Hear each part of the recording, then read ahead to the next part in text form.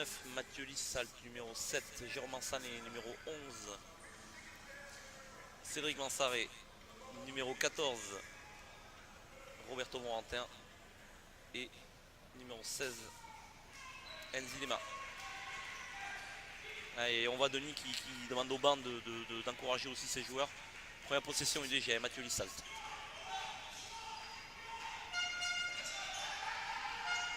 On est sur une défense homme à homme, toujours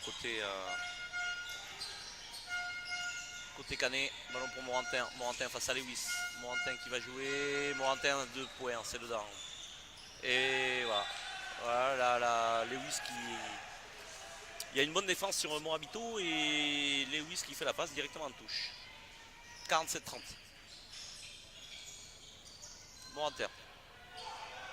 Mathieu Lissalt qui demande un système. On ressort pour Mansané. Mansané pour Morantin.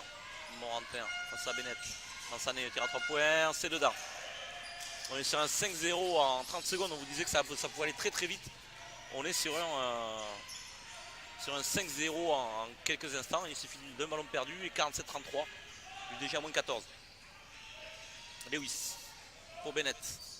Bennett, le tir à 3 points, c'est raté. Et ce sera un rebond pour Morantin. Lissalt qui remonte le ballon. Mathieu Lissalt qui ressort pour Cédric Mansaré. Mansaré le tir, c'est raté. Et ce sera un rebond pour Lewis. Monter le bal, Ricard.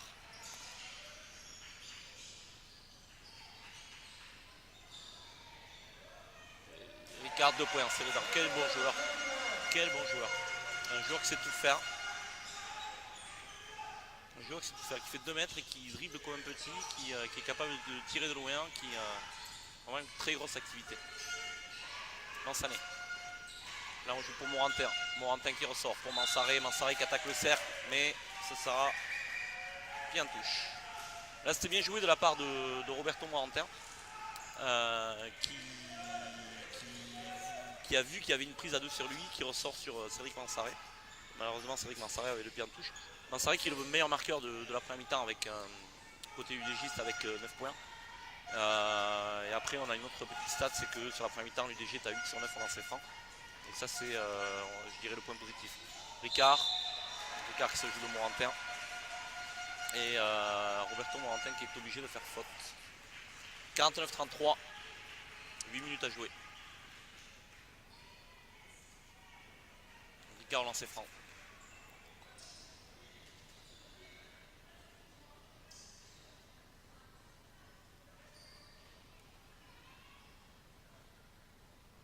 Le premier est raté.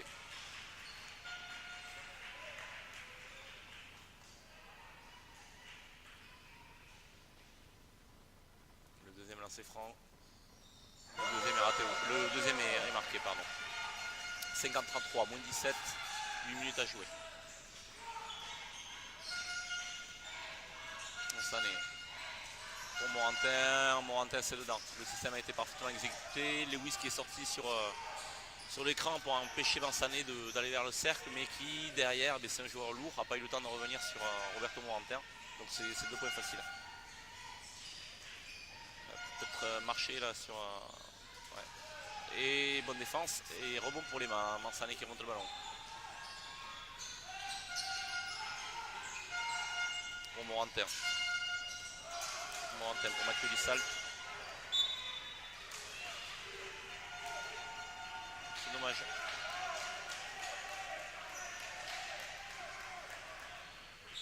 « 50-35, moins 15, 7 minutes 30 à jouer. » Et défense un peu plus haute de la part de l'UDG. On est même en carré boîte avec Mathieu Lissalt qui défend en boîte sur Morabito. Donc c'est le maître à jouer, c'est ce dont on parlait tout à l'heure. Hein. C'est celui vraiment contrôlé. Donc on a 4 joueurs en zone et Mathieu Lissalt qui défend en homme sur Morabito. Mathieu très bien. Mathieu qui attaque le cercle et qui provoque la faute. D'ailleurs il y a un petit geste, il y a un petit peu antisportif sur Mathieu qui avait continué son action. De toute façon, c'était dit que le Canet ne donnerait rien et cette action le confirme.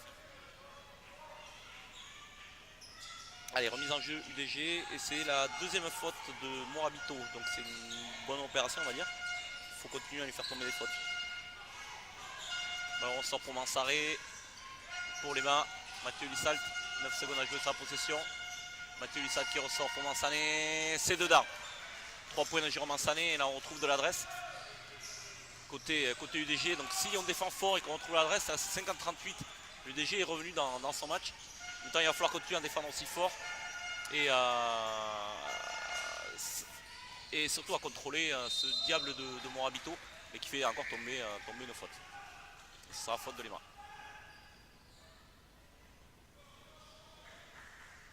Donc Enzi Lema, ce sera sa deuxième faute.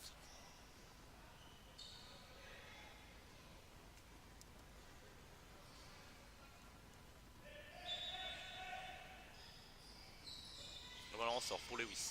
Lewis pour Ricard. Ricard qui attaque le cercle. Je ne suis pas persuadé qu'il est faute. Il attaque le cercle. Il passe Jérôme Mansané. Roberto Morantin vient en aide. Et pour moi, il n'y a rien. Mais bon, écoutez, l'arbitre est plus près que moi. Il décide de siffler faute. Ce sera 2 lancers francs. Et surtout, ce sera la 3e faute de Roberto Morantin qui était très très bien depuis le début du 3e quart-temps. Puisque non seulement il avait retrouvé la mire, mais en plus, vu que c'est un danger, les défenses se focalisent sur lui, il y a des prises à 2, il ressort les ballons et il permet de libérer les joueurs. Mais on l'a vu avec Jérôme Mansané qui met 2 paniers à 3 points. Donc voilà. Mais Basileux est rentré, Basileux va faire le travail. Premier lancer franc mis par Ricard. 51-38. 13 points de retard, 6 minutes 34 à jouer. Le deuxième lancer franc est dedans. Allez, avec Mathieu Lissal qui remonte la balle. Là, on a augmenté le rythme côté UDG, on court un petit peu plus.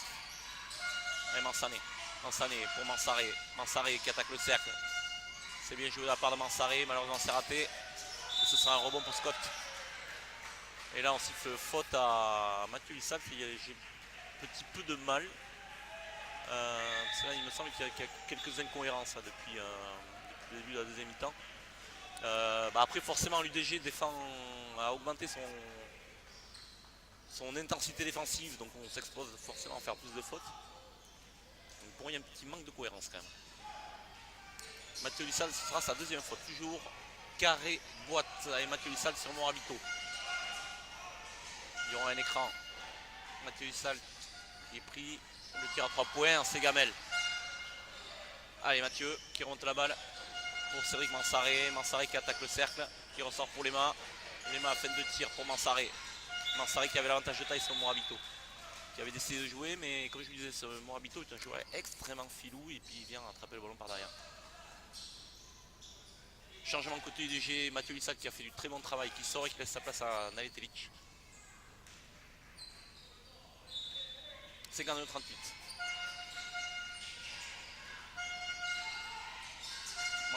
Mansané qui attaque le cercle. Et là, avec Basileux bien joué. Il attaque le cercle, c'est 2 points plus sa faute. C'est très très bien joué.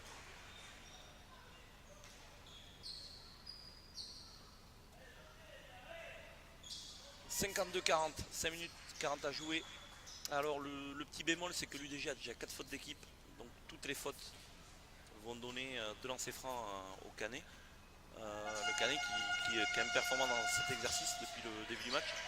Malheureusement, le lancer est raté. 52-40 toujours. 54 à jouer. Et c'est Jérôme Mansané qui va être en boîte sur Morabito. Mansané qui met la pression, qui glisse. Le ballon ressort. Le tir à 3 points, c'est dedans. C'est dedans. Après, c'est toujours la difficulté. Comme on le disait, sur les défenses de zone, on s'expose au tir à 3 points. Après, c'est le jeu. De toute façon, il fallait trouver des solutions. Et je pense que la solution que Denis propose est la bonne. Marché sifflé à Naletelic.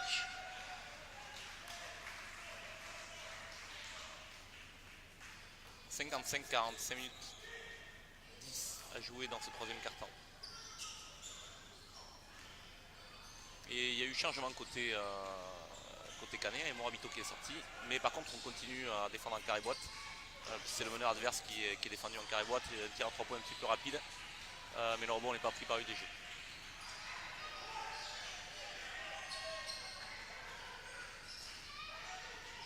Et Ricard. Ricard, le tir à 2 points, c'est dedans. 57-40 pour le Canet. 4 minutes 40 à jouer. Massané qui remonte le ballon.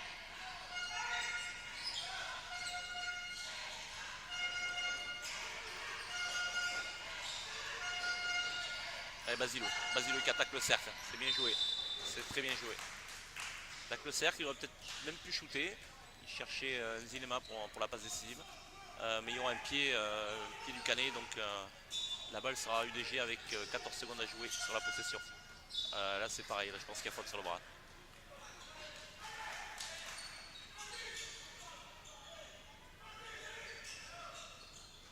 Mansané remise en jeu. On a été Telic. Qui vient attaquer le cercle. Le tir s'est raté.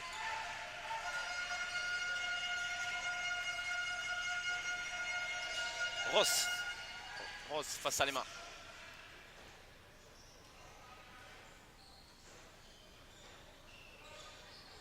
Ouais, Ross pour Scott. Scott qui feinte le tir à 3 points. Qui attaque le cercle face à Lema. Lema à bonne défense.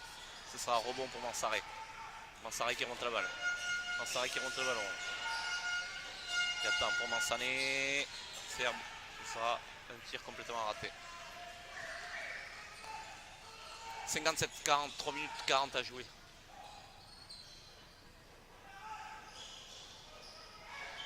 Bennett pour Scott.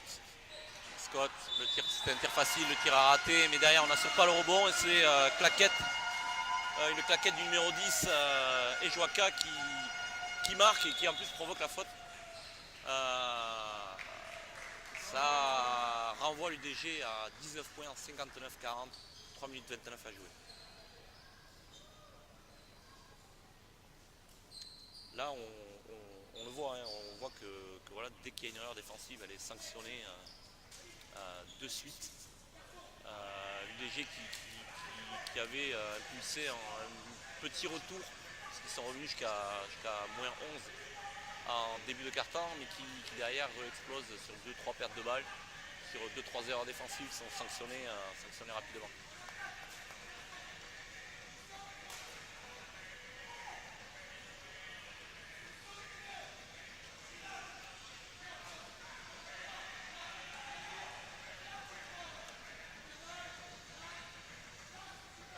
On voit alors qu'on a quelques actions. Là on voit que quand Morabito arrive à prendre l'intervalle, derrière il décale ses joueurs et c'est compliqué à défendre. Allez, reprise après ce temps mort demandé par Denis Mété. On aura un lancer franc supplémentaire suite à la faute au rebond précédemment du numéro 14 de Lema. Il y aura, du numéro 14, pardon, Basileux, il y aura un changement, retour de Morantin et retour de Duboquet.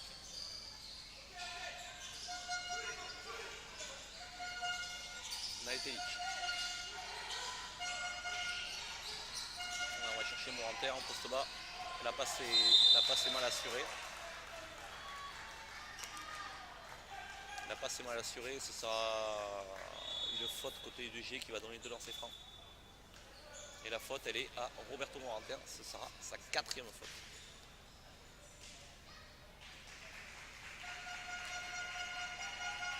Sortie de Ricard qui a fait un excellent passage, qui cède sa place au numéro 13 Galas. 59-40, 3 minutes à jouer.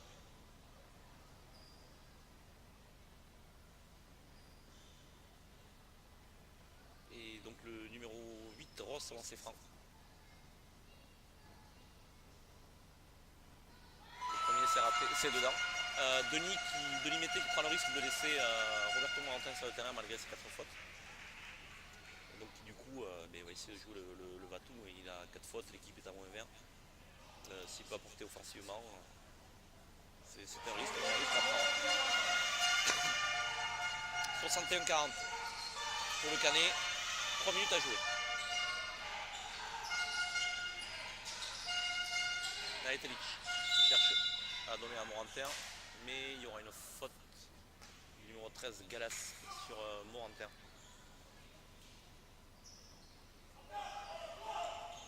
Galas, ce sera sa deuxième faute. Naletelic pour Morantin. Naletelic pour Duboquet. Duboquet qui fait fin de tir, il doit peut-être plus prendre le tir. Mais du coup il veut chercher, puis donner, enfin chercher Roberto Morantin et mettre le ballon dessous. Malheureusement c'est un ballon perdu. 61-40, 2 minutes 40 à jouer dans ce quart-temps. Et ce sera un ballon perdu par le Canet. Par le numéro 10 et Joaka.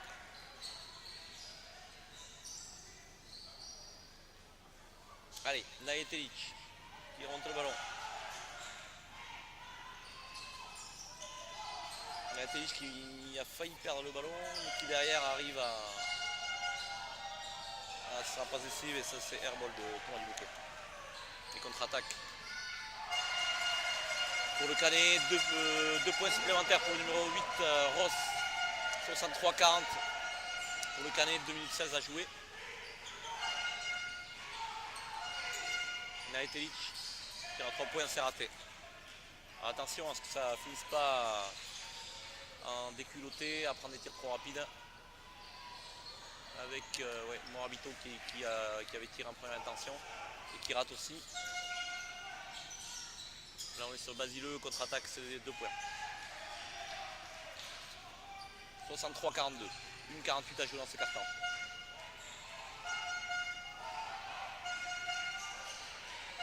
Morabito pour Joaka, pour Ross. Le tir à 2 points, c'est raté. Ce sera un rebond pour Najetelic. Najetelic qui attaque le cercle pour Basileux. Et marché sifflé à Basileux. C'est un petit peu limite, mais je pense qu'il y est. Et Morabito, 1,23 à jouer, 63-42. Alors qu'un changement se prépare, c'est Mathieu Lissal qui va faire ça rentrer en jeu. Pour Ross. Là l'UDG n'y est plus. Défensivement, on n'est plus en place. On n'est plus du tout en place. Najetelic qui remonte le ballon. Face à Ross. Pour Mansaré. Mansaré qui va attaquer le cercle. Qui revient pour Basileux. Basileux le tire à 3 points. C'est raté. Ça va remonter le ball pour Morabito. Pour Ross. Pour Ross le tire à 3 points sur le bas. Là, plus rien ne va. Plus rien ne va. 68-42 pour le Canet. Et tout réussi à cette équipe du Canet.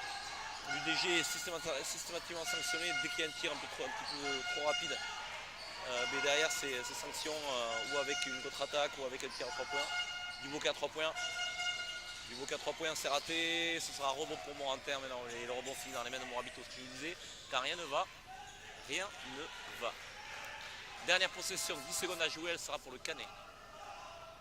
Allez, Ross. Face à Ross, le tir, c'est raté, c'est un peu court. Ça touche. Et fin du 3e quart-temps. Le Canet 68, UDG 42. Malheureusement, malgré le bon début du 3e quart-temps de l'UDG, l'équipe a eu du mal à garder cette constance-là. Après, il faut avouer que le Canet joue vraiment très très bien et sanctionne toutes les erreurs de l'UDG, toutes les erreurs défensives. Donc sur jeu placé, mais excelle aussi sur jeu rapide. Et on voit cet homme, numéro 6 Morabito à l'image, il revient de blessure, mais il a fallu un match où ça a été compliqué contre un Golf-Juan. Là on peut dire qu'il commence à retrouver l'intégralité de ses moyens.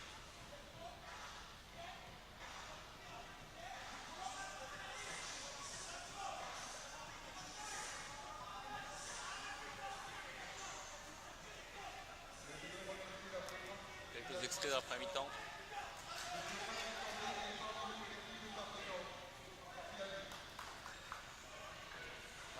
quelques extraits du second quart-temps, pardon, du troisième quart-temps.